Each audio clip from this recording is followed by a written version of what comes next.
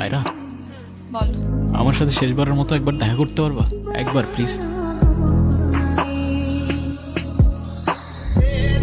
আমি কিছু বললে বিশ্বাস করবা তুমি? করবো, বলো। আমি প্রমিস করতেছি তোমাকে, আমি ওর সাথে আর কখনো কথা বলবো না। বিশ্বাস করো, আমাকে শেষ একটাবার চান্স দাও। আমি খুব ভালো করেই জানি তুমি ওর সাথে আর কথা বলবো না। মানে ঠিক বুঝলাম না। আরে আয়রা, কতদিন পর? হ্যাঁ, বসো বসো। কি অবস্থা তোমার? এই তো। আন্টি কল করে বলেছিলেন তোমার কথা। হ্যাঁ, আমি তো আসতেই চাইনি। না না, এসে একদম ঠিক করেছো। হেজিটেশন ফিল না করে বলো। বেসিক্যালি আমি একটা ছেলেকে ভালোবাসতাম। আসলে বাসতাম না, বাসি। সবই ঠিকঠাক ছিল, কিন্তু হঠাৎ করে ও কেমন যেন চেঞ্জ হয়ে যায়। একটা মেয়ের সাথে কথা বলা শুরু করে। আর ছেলেটার নাম রায়ান, তাই তো? হ্যাঁ, তুমি কি করে জানলে? রায়ান গত 3 বছর ধরে আমার পেশেন্ট। যদি একটু ভেঙে বলি তাহলে হচ্ছে রায়ান নিজে নিজে ইমাজিনারি ফ্রেন্ড বানায়, মানে কাল্পনিক ক্যারেক্টার, যেগুলো বাস্তবের সাথে কোনো কানেকশন।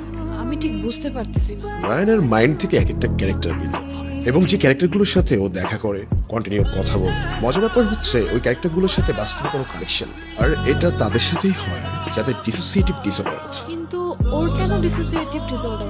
তুমি খেয়াল করেছো কিনা জানি না, রায়ানের ছোটবেলাটা রায়ান কখনো শেয়ার করতে চায় না কারোর সাথে। কিন্তু আমার মনে হয় আমার সেটা জানা উচিত।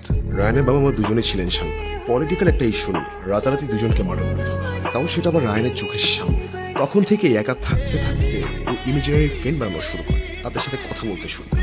ওর লাইফটা আসলে একটা সিনেমা। কিন্তু আমি ওর ফোনে অদ্রিতা নামের মেয়েটার সাথে চ্যাটিং দেখেছি। অবশ্যই দেখেছো, কিন্তু প্রোফাইল পিকচারে কি কোনো মেয়ের ছবি ছিল?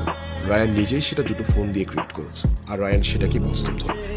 সবাই ওকে ছেড়ে চলে গেছে, তুমি যেও।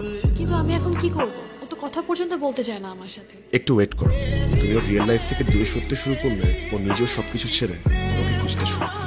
কি বলতেছো তুমি? অদ্রিতা সত্যি আমার ফ্রেন্ড। তাহলে ওর একটা ফটো দেখাও আমাকে।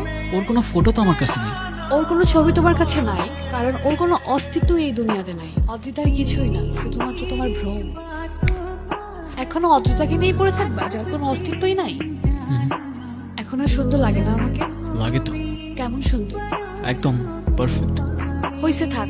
অদ্রিতার ভূত মাথা থেকে নামলে এবার চলো। কোথায়? বাবা মার কাছে। অনেক কষ্টে ম্যানেজ করছি, চলো এখন।